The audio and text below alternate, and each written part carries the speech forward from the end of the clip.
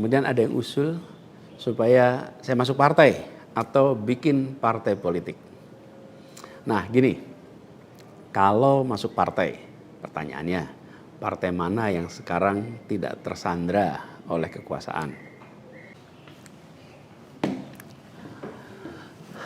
Assalamualaikum warahmatullahi wabarakatuh. Seperti teman-teman udah tahu juga, semalam itu batas akhir pendaftaran pilkada. Pendaftaran sudah ditutup. Dan di Jakarta ada satu yang dicalonkan oleh 15 partai, lalu ada satu yang dicalonkan oleh satu partai, dan ada lagi satu yang disebut independen. Dan saya tidak termasuk di dalamnya.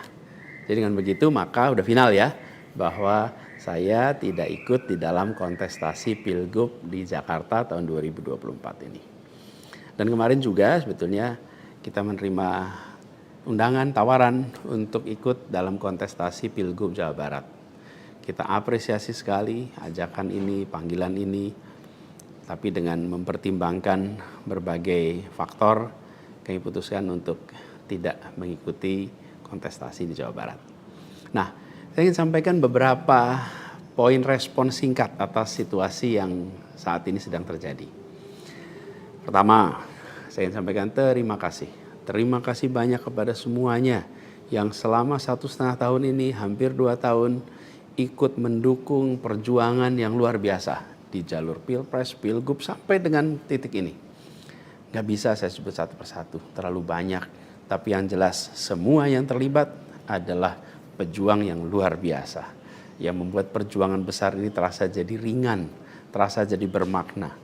Dan semoga Allah SWT, Tuhan yang Maha Kuasa, jadikan perjuangan kemarin sebagai catatan amal untuk kita semua.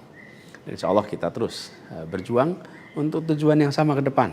Kita selalu bicara tentang kesetaraan, keadilan, kesamaan kesempatan, keinginan untuk Indonesia yang lebih adil, lebih maju, lebih sejahtera buat semuanya. Nah, dalam itu juga, jadi 2 tahun terakhir ini ketika kami keliling, berkampanye, menemukan begitu banyak hikmah, pelajaran yang luar biasa. Saya berkeliling lebih dari 130 kota dan berjumpa dengan begitu banyak yang setiap jabat tangan bukan basa-basi, jabat tangan dengan penuh rasa, sepenuh hati, dan eratnya jabat tangan mencerminkan semangat yang menggelora di dadanya. Ada yang pelukan, ada yang jabat erat, ada yang pegang tangan, dan semua adalah ungkapan keinginan untuk Indonesia lebih baik. Banyak sekali cerita-cerita dalam interaksi itu yang tidak mungkin terlupakan. Apalagi kalau lihat teman-teman muda, Masya Allah luar biasa. Kiprah anak muda di dalam proses kampanye kemarin itu membuat kita makin optimis. Kenapa makin optimis? Karena kita punya stok anak-anak muda yang mau bekerja melampaui sekedar kepentingan dirinya, pribadinya. Ini kita masih di bulan peringatan kemerdekaan ya. Di bulan kemerdekaan ini kita memperingati perjuangan para pendiri bangsa yang pada waktu itu banyak sekali yang masih muda-muda. Jadi ketika lihat anak-anak muda yang kemarin terlibat, rasanya dan makin yakin kita masih punya stok pejuang yang amat banyak. Pejuang yang akan membawa Indonesia menjadi lebih adil, lebih baik buat semuanya. Jadi perjalanan ini memberikan optimisme yang sangat besar. Dan rasa optimisme ini makin tumbuh melihat berbagai elemen masyarakat sejak minggu lalu yang turun langsung mengawal keputusan MK dan mendorong tegaknya amanat reformasi yang memang kenyataannya ini, sayangnya ini, banyak dihadapi dengan cara yang represif dan berlebihan.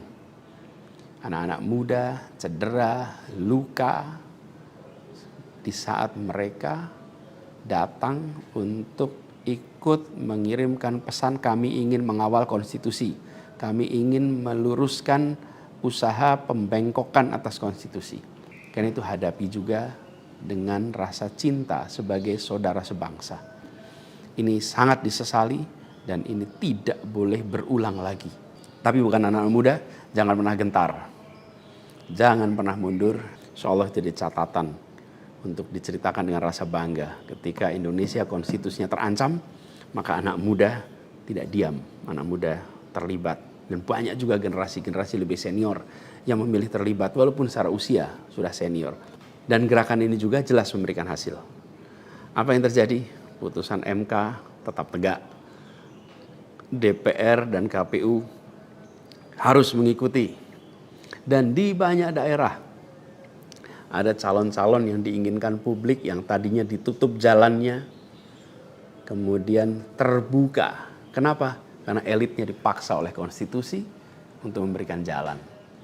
Dan ini adalah sebuah kesempatan untuk kita memperbaiki kualitas demokrasi dan harapannya nanti mutu pemerintahan di seluruh wilayah Indonesia.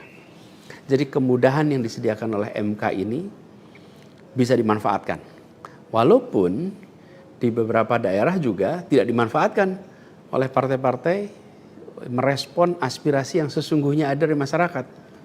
Karena pilkada ini kan pemilihan di tingkat daerah yang harusnya mencerminkan aspirasi daerah, bukan aspirasi di puncak nasional. Tapi dalam kenyataannya tidak selalu semua bisa berjalan seperti itu. Nah, gerakan masif mengawal putusan MK di berbagai kota ini juga menunjukkan bahwa tidak benar bila rakyat Indonesia disebut sudah apatis, sudah tidak peduli pada kondisi demokrasi. Nope, sama sekali tidak. Harapan itu menyala, harapan itu menyala terang, dan insya Allah makin terang. Dan terangnya harapan ini harus terus kita jaga, kita besarkan sama-sama. Nah, hal lain yang ingin saya sampaikan, bahwa takdir Allah, Tuhan Yang Maha Kuasa, sudah tertulis bahwa saya tidak mengikuti kontestasi kali ini. Dan sejujurnya ada selalu rasa lega setiap kali melewati sebuah persimpangan jalan. Ketika amanat itu diberikan, artinya Allah SWT meyakini bahwa ini yang terbaik. Dan ketika amanat itu tidak berikan, saya yakin Allah SWT sedang melindungi pada kita. Jadi itu juga yang saya jalani selama ini. Begitu kita menyaksikan situasinya, hasilnya, maka saya yakin insya Allah ada hikmah-hikmah besar yang akan muncul nanti. Mungkin ada yang tanya, Pak Anies, ada nggak penyesalan tidak mengikuti pilkada ini? Kalau saya ditanya ada penyesalan, tidak ada. Ada penyesalan itu. Apa yang saya sesali? Yang saya sesali adalah aspirasi warga kampung-kampung miskin kota, rakyat miskin kota yang berdatangan ke rumah ini, di tempat sini. Setelah selesai Pilpres kemarin, bergantian, berombongan datang bergantian, menyampaikan keinginan, aspirasi, Pak tolong kembalikan kondisi yang kemarin kita rasakan. 1,5 tahun ini hilang.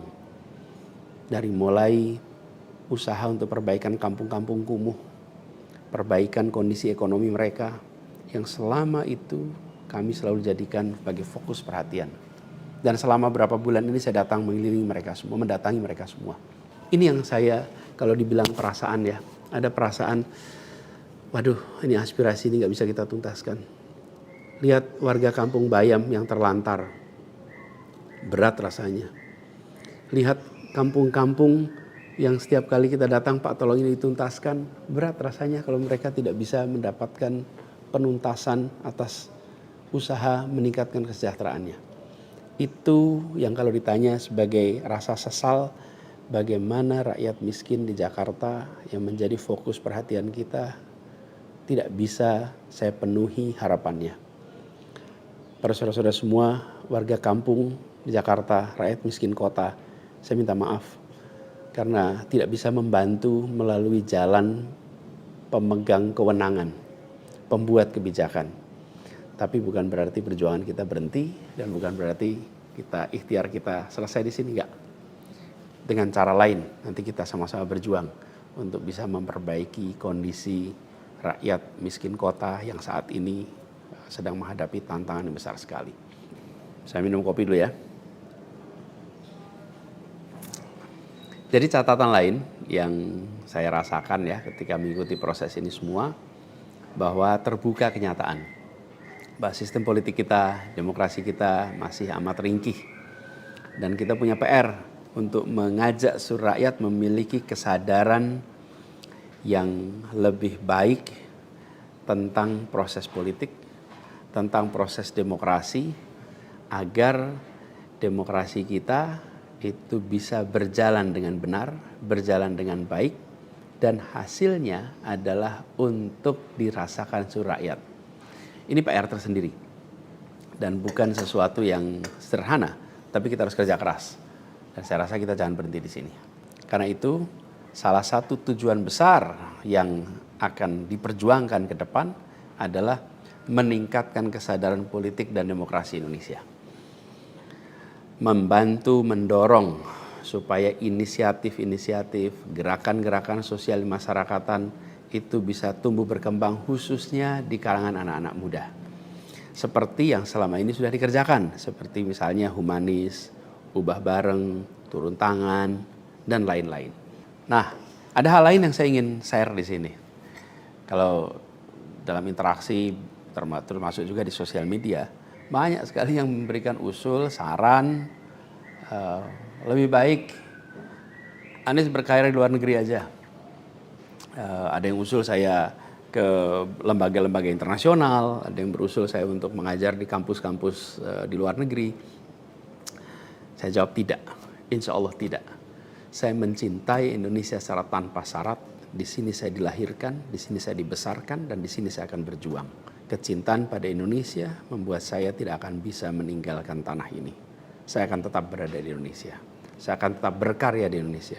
Saya akan tetap berjuang di Indonesia bersama dengan saudara-saudara sebangsa untuk membuat Indonesia lebih adil, lebih sejahtera bagi semuanya. Saya tidak akan meninggalkan Indonesia dan bekerja di tempat lain hanya karena situasi yang saya hadapi. Insya Allah ini akan terus menjadi pegangan saya ke depan. Tentu saya akan berkiprah di banyak tempat, tapi basis tetap di sini dan bekerja bersama dengan saudara-saudara sebangsa. Kemudian ada yang usul supaya saya masuk partai atau bikin partai politik. Nah gini, kalau masuk partai, pertanyaannya, partai mana yang sekarang tidak tersandra oleh kekuasaan? Nah, jangankan dimasuki, mencalonkan saja terancam. Agak berisiko juga bagi yang mengusulkan. Jadi ini adalah sebuah kenyataan nih. Jadi kita lihat aja ke depannya. Apakah lalu akan buat partai politik baru? Gini, bila untuk mengumpulkan semua semangat perubahan yang sekarang makin hari makin terasa besar, dan itu menjadi sebuah kekuatan, diperlukan menjadi gerakan, maka membangun ormas atau membangun partai baru, mungkin itu jalan yang akan kami tempuh. Kita lihat sama-sama ke depan. Semoga tidak terlalu lama lagi kita bisa mewujudkan langkah-langkah konkret untuk bisa mewadahi gerakan yang sekarang ini makin hari makin membesar. Menginginkan Indonesia yang lebih setara, demokrasi yang lebih sehat, politik yang lebih mengedepankan policy gagasan. Ini respon saya atas situasi yang sedang terjadi saat ini. Saya ingin sampaikan pada semua di akhir ini kutipan yang pernah saya sampaikan pekan lalu. Kutipan dari René de Klerk yang dimasukkan oleh Bung Hatta ke dalam pledoinya di tahun 1928 di Den Haag. 96 tahun yang lalu Bung Hatta menggunakan kalimat ini. Saya ingin ulang kalimat itu. Bunyinya begini. Hanya ada satu negeri yang menjadi negeriku. Ia tumbuh dengan perbuatan dan perbuatan itu adalah perbuatanku.